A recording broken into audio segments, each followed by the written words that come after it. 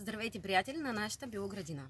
Вчера се разрази една така голяма дискусия в един от клиповете ни, които качихме, заради думата доматито. Ами да, така го казваме по нашия край. Правилно е доматето. Та, искам да ви благодаря. Няма лоша реклама, хейта даже е най-голямата. Да, благодаря на глупавите коментари, които хората оставиха. Значи видеото буквално за 4 часа достигна 15 000 гледания, 600 колко лайка, но понеже хората с коефициент на интелигентност равен на 2 нули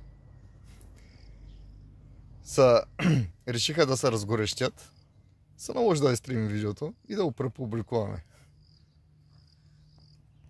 И така, главното, което искаме да кажем е, че е съвсем нормално във всеки различен край на България да се говори с различен диалект.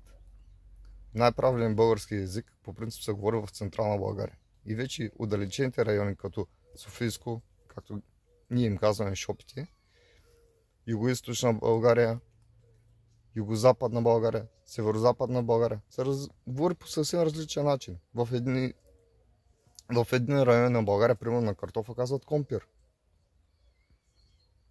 На гювейчан казват джувейч. Ето, прости примери. Това е съвсем нормално. Абе хора, бъдете щастливи, живейте си живота. Наистина няма смисъл чак от такава злоба. Ако на някой не му харесват нашите видеа, никого не сме задължили.